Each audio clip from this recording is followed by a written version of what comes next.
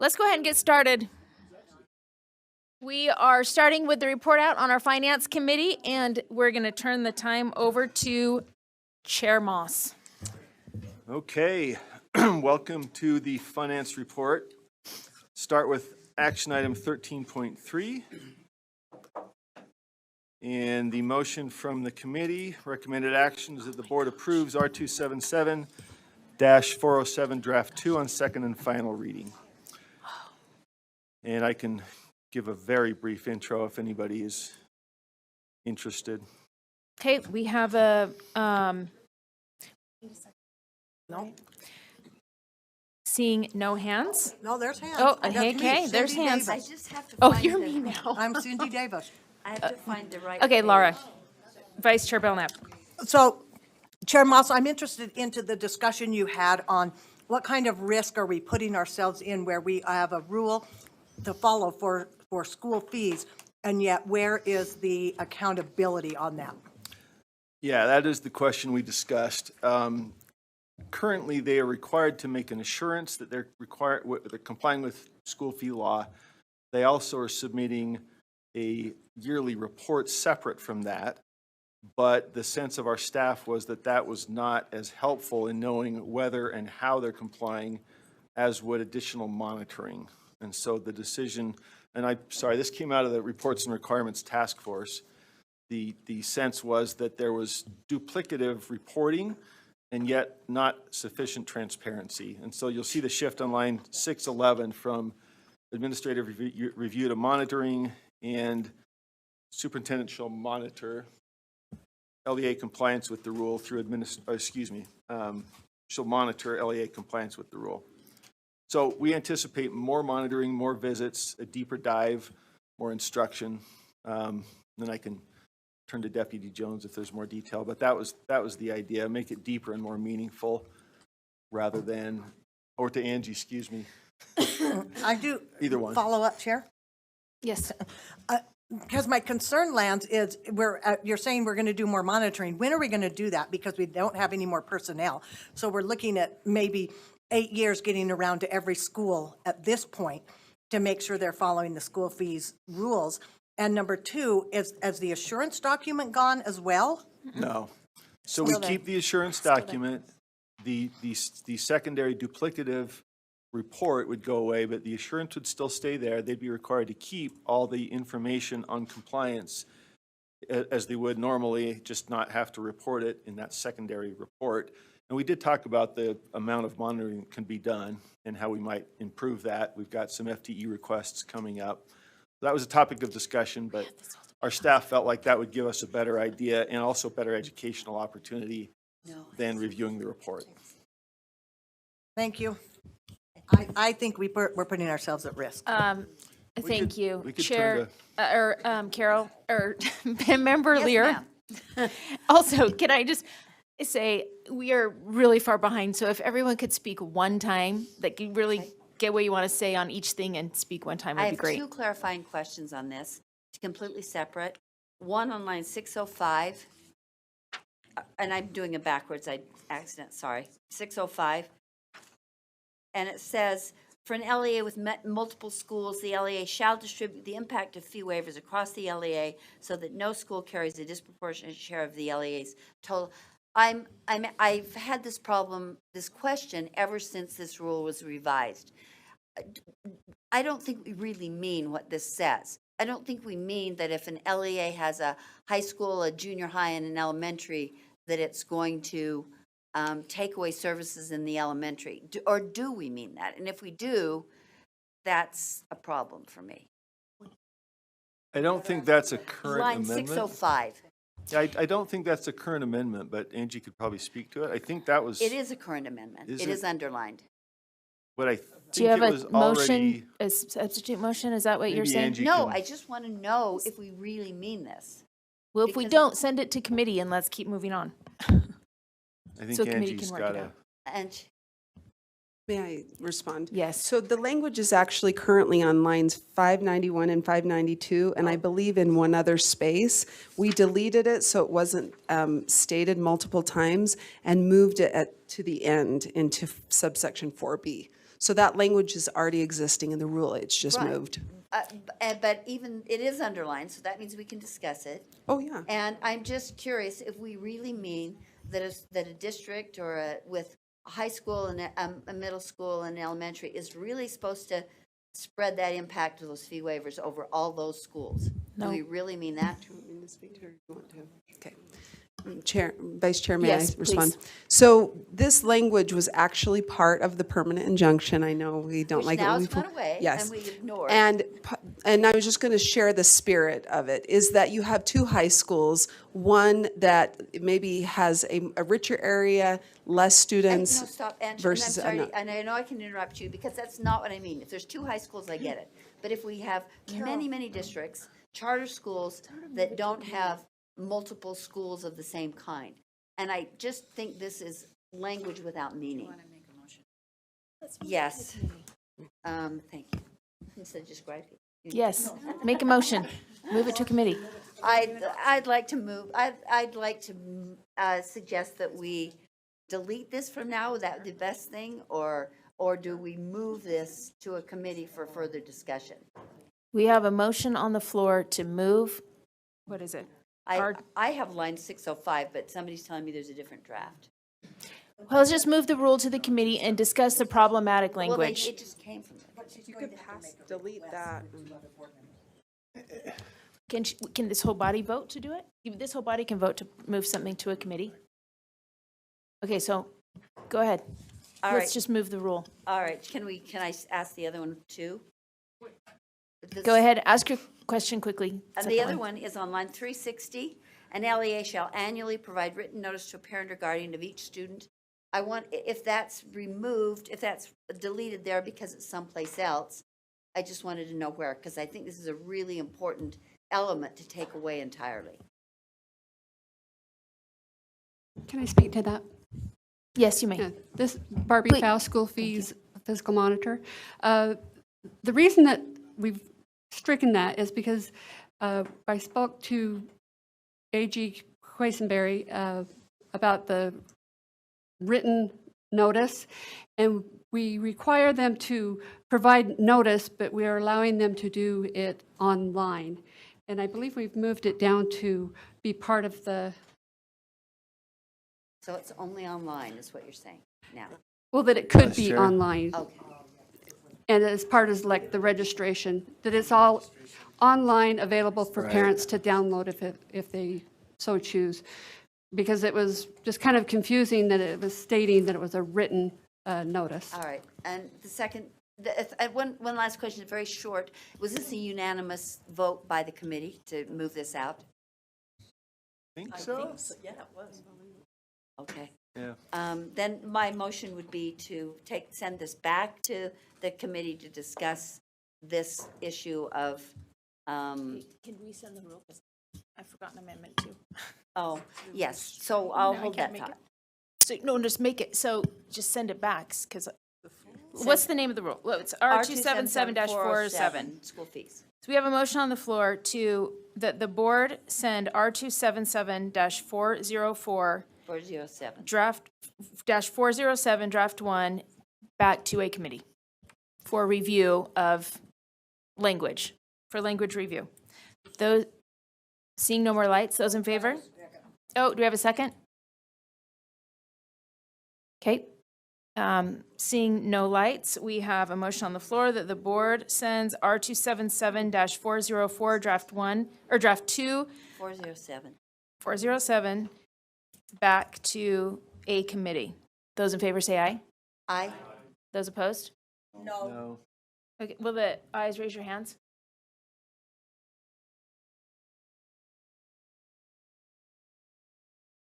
Nine. Do I need to read those names? Okay, can the noes raise your hands? The noes are Chair Huntsman, Member Hart, Member Earl, Member Norton, and Vice Chair Belknap. Moss too. Oh, wasn't he? No, he was. His hands were going like that. They never leave my arms. Okay, let's, Vice Chair Moss. 13.4. So that motion passes. Yes, okay. On to the next one. 13.4, Data Standards Amendment. And the recommended action from the committee is that the board approves R277-484, draft 1 on second and final reading. This also comes out of recommendation from the Reports and Requirements Task Force. Thank you. There's a motion on the floor that the board approves R277-484, draft 1 on second and final reading. Seeing no discussion, those in favor say aye. Aye. Those opposed? That motion passes unanimously.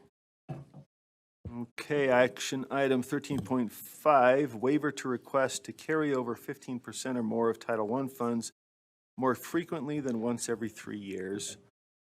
And the recommended action from the committee is, the Finance Committee recommends that the Utah State Board of Education approves staff to submit Title I waiver requests for the state and LEAs who were affected by the decline in Title I funding. I can share background if there Thank are you. questions. Well, seeing no lights, we have a motion on the floor that the Finance Committee recommends that the Utah State Board of Education approves staff to submit Title I waiver requests for the state and LEAs who were affected by the decline in Title I funding. Those in favor say aye. Aye. Those opposed? That passes unanimously. Okay, 13.6, R277-477, distribution of funds from the trust distribution account and administration of the School Land Trust Program Amendment. And the action recommended is that the board approves R277-477, draft 2 on second and final reading.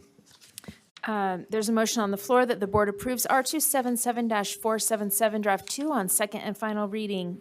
Member Lear? I have a question about lines 311, starting on 311.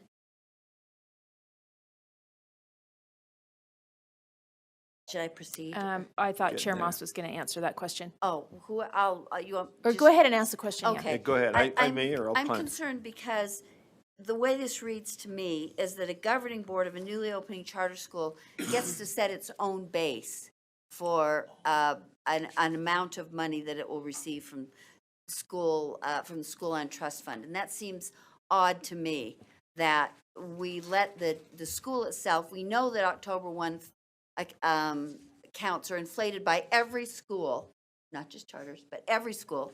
And there's no defensiveness anywhere. And so I'm concerned that a school might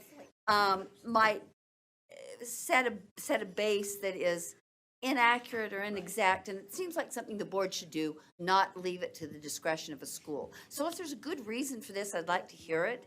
If not, then I think that's something that we maybe ought to rethink. Yeah, I think there are some guardrails in here, but I'd have to defer. This is fairly technical and might need to defer to Angie or Scott. I can't remember who was in the weeds on this one. I think it's We probably did, we Paula crunched Plant. that question. It could be Paula, sorry. Director Plant? Yes, thanks, Paula. Or it can be, or am I reading it wrong? Okay, thank you for the question. So first of all, I just want to be clear that the intent of this was to try and make sure, excuse me? Oh, sorry. I'm Paula Plant, the director of the School Children's Trust section. Thank you. So the purpose of this was, we had a concern that when opening charter schools gave us an estimate of how many students that they were going to have at their school, and if they overestimated, in the second year, they might not receive any money at all because there's a true-up in the second year. And so we were trying to address that issue. That's what this is about. It doesn't matter, the school, whether they choose A or B, they will get the same amount of money over the course of 2 years. Oh, that's exactly the kind of explanation that's helpful. Thank you. I'm good. Thank you. Seeing no other hands, there's a motion on the floor that the board approves R277-477, draft 2 on second and final reading. Those in favor say aye. Aye. Those opposed? That passes unanimously. Okay, action item 13.7, governor's recommendations on school construction and/or recommendation for oversight of school construction to the Division of Facilities Construction and Management, DFCM. And the recommended action is the first of those two and not the latter. The Finance Committee recommends that the Utah State Board of Education approve the timeline and time and effort of USBE staff to address and implement the governor's recommendations. And I can cover those if there are questions. We are not moving to The or. transfer. Okay. Seeing no hands, there's a motion on the floor that the Finance Committee recommends that the Utah State Board of Education approve the timeline and time and effort of USBE staff to address and implement the governor's recommendations. Those in favor say aye. Aye. Those opposed? Thank you. Okay, action item 13.9. I think this Can- is our last one. Can I just say one thing about 13.8 as it's canceled? I just want the messaging, I just want people to know, my understanding of this originally was not to limit the overall audits, but just to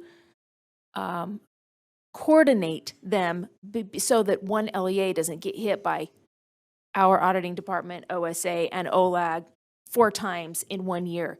The goal was to coordinate. The messaging somehow got out that there was an effort to limit, and some of our auditing partners are unhappy, but maybe this conversation can continue some other time. But the words on this says limit, but for the public, I just want them to know it was more of an effort to coordinate. Yeah, Okay. and further discussion seems necessary there. 13, so we'll go 13.9. So 13.9, alternative funding proposals for full-day kindergarten. And the Finance Committee recommends that the USBE request that the legislature place full-day kindergarten into the weighted pupil unit kindergarten basic program effective state fiscal year 24. That is state school year 23-24. And we considered options and chose the one that fully funded it at the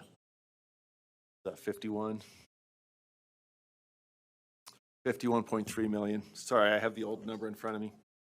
Thank There you you. go. There's a motion on the floor as stated. Member Lear? A question about this. I'm curious if this is the methodology for fully funding all-day kindergarten. Is that what you're saying? Yes. It is, yes, and the idea is this would roll it into the WPU now, and so they would not have to apply. One interesting thing is this also came out of the task force. It initially came up as a application question. The application for all-day K is burdensome. We also had complaints from districts that were already funding all-day K that weren't part of that grant process, and so rolling it in and fully funding it would allow it optionally for every district and optionally for every student that wants to use it, And but get it all in there now. Consistent across. And LEAs. just a quick follow-up to that. My only concern about that, or my concern about that, is that I hope that this would not, I'm trying to think, would not be used as an incentive by the legislature to, it wouldn't hurt the WPU otherwise. It would be seen as a funding mechanism for all-day K, but then the WPU increase, they wouldn't say, then be able to say, well, we gave you the X number of dollars. So is there, I hope there's, it's more of an awareness for the Finance Committee, whoever they may be, to watch that doesn't become doesn't disadvantage the total WPU in the end. Yeah, the recommendation is to add this to what's already been prioritized. Okay. And we'll keep our eyes on it. Thank Right, you. Scott? Thank you. It's a shift of funding. It's not new necessarily. Thank you. There's a motion on the floor that the Finance Committee recommends that the USBE requests that the legislature place full-day kindergarten into the weighted pupil unit effective state fiscal year 24. Those in favor say aye. Aye. Those opposed? That passes with Board Member Klein opposed. That's all the fun we have for today. Okay, thank you. All right, let's